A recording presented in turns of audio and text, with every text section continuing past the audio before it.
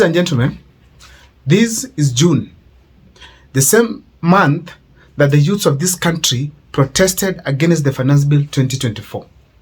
During that time, most of the youths in the country died. And actually, 25th is almost there, and there is also a plan that youths are going to come out to remember their fallen soldiers. Now, ladies and gentlemen, the death of Albert also occurred in June. That is a coincidence that I cannot just overrule. And in this country as we speak, there are so many things that happen which have political significance. And the death of Albert itself actually it was also politically significant. First of all, I have to state it categorically that the death of Albert, first of all, it occurred as a result of rogue operations of police officers. This was not meant to be. Even if you are testing waters at any point, it is not ideal for such a kind of a thing to just happen. So therefore, it had some significance, but the fact also remains it occurred as a result of the normal operations of rogue police officers. Now, ladies and gentlemen, there are so many political statements that could be made from the death of Albert, both before and after he had died. Now, the first thing is this. The Kenyan youths are always engaged on social media, making tweets on various topics. And Albert Ojwang was also one of the social media personalities. So they went for him down to Homa Bay, where he comes from.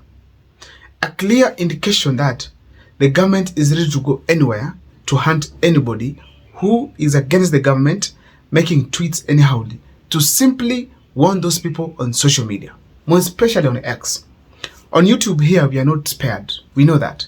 So the government was passing a statement that was very clear that if you go to an extent of making tweets that are exposing the government, you're done.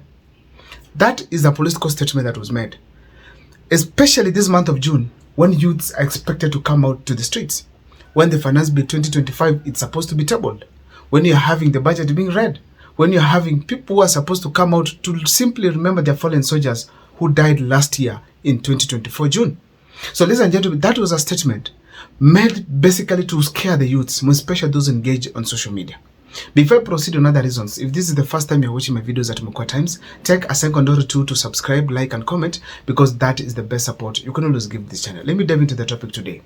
Now, ladies and gentlemen, let me proceed to the other reasons as to why I feel this death of Albert was politically significant.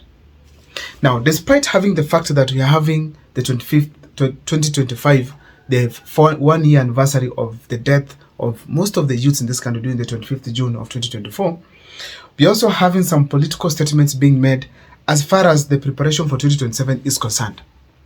Now, 2027 in the sense that William Ruto is doing most of the things now before 2027. In that by the time 2027 arrives, you find that most of the things have been put in place. For instance, dealing with social media and social media influencers. In the 25th June 2024, okay, let me say June, most of the, after actually the protests, people were saying the protests were going to advance. But later on, we realized that social media influencers, especially the youths, most of them got paid a huge amounts of money and dropped from being some of the influencers on social media. So as a result, we have some of these youths actually right now very quiet. So in 2027, the threat has been reduced. Now, going to the individual people, the influencers themselves, it's a message to the rest of the country that, especially the youths, that if you dare, the government will come for you. So the 2027 pressure is going to reduce because influencers are not going to be actively involved. That is the message that was passed from this death. Now, we also know one simple thing here. There is the marriage that occurred between Raila Odinga and his counterpart William Samoei Arap Ruto.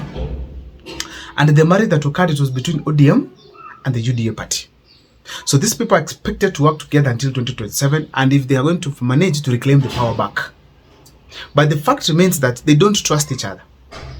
They don't trust each other, more especially this team from William Ruto's side. Why? Because they are the ones who are vulnerable. They're the ones who are vulnerable.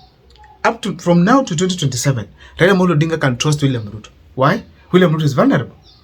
But from 2025 to 2032, if William Ruto, for instance, becomes the president of the country again, it's a clear indication that Raila Amolo Odinga might not be sure at that time. But for now to 2027, because William Ruto is weak, Raila Amolo Odinga is okay, can trust William Ruto. Now, ladies and gentlemen, we cannot rule out the fact that William Ruto does not trust Raila Amolo Odinga because they can get any form of an offer and they can leave William Ruto's side. But now, how is this linked with the death of Albert Ojwang? The death of Albert was testing the feelings and dedication of the people of Luo Nyanza and Raila Amolo Odinga with his leaders entirely on how they can be able to confront the government in difficult times. Because death is the utmost form of an offense or form of an infliction that can cause a lot of pain to a community, an individual, or even a team. So once someone has died from Raila Amolo Odinga's backyard, the government machineries were watching from a distance to inquire how are they going to react about it. And let me state it here categorically that Raila Amolo Odinga has passed the exam and he has proven to be very loyal to President William Ruto. Why am I saying that? Let me give you a picture of Ongondowere's death. He was shot in the streets of Nairobi. The robbers were arrested, or maybe the killers were arrested, and as we speak today, the suspects are in court, or maybe are in police custody. And of course, some were released on bail. A clear indication that some process is on, and it was a drastic one because these people were actually arrested after 2 days. So ladies and gentlemen, let's come to Albert Ojwang. Albert Ojwang, he got murdered in police custody, and the things are very clear because everything is done according to the procedures that are laid in the police force. But nobody was arrested within the police force as such until they brought just one person. Now, of course, there are some more implicated, but it's a long range of, it's a chain that needs to be dealt with accordingly. But as we speak, the person who is actually directly affected, that is Eli Lagat, is still in office, quiet and protected. Number two, the other thing that is happening, it is that most of the police officers, those even who arrested him, are not yet taken to court to at least also say part of their story. Also, as we speak today, the OCS of Homa Bay Mawego, who actually authorized the transport of Albert from Homa Bay to Nairobi, is yet to be arrested because that was against the law. Arresting is okay, but movement to Nairobi, it's illegal. Now, ladies and gentlemen, apart from that, even Kanji is yet to take responsibility because this happened under his leadership. So in a nutshell, most of the police officers are free right now. Even the killers are actually free, most of them. And the people of Luo Nyanza haven't said anything, most especially the leaders. Most especially the leaders. When Ongondowere died, we had leaders who literally came out to cry, to threaten the government. Don't dare us. Don't touch us. We want everybody to be brought to book. We want the killers exposed. But now, do you know what they are doing? They are telling the government, they are telling the public, let's remain calm. Let's have the law take its process. By now, we don't know who are the killers, but let's allow the IPOA to conduct its investigations. They are now calm, telling the people to relax as well. Now, this behavior of leaders is a true sign of loyalty to President William Ruto, in that they don't want to taint his picture negative further than it is tainted right now. So they just relaxed, doing the normal things, simply to keep the public at check so that at least the feelings can come down. However, I know this does not show a good sign of leadership, but the fact remains, ladies and gentlemen, that that is a sign of loyalty to William Ruto. So we are going to see more benefits going to them. Apart from the leaders like Gladys Wanga, who literally kept quiet out of this, and many other leaders who did not show the power, some of them just came to shed crocodile tears. We had people like even Raila Amolo Odinga who just simply gave a tweet, who gave a text sent generally online. He did not even come out to talk about it.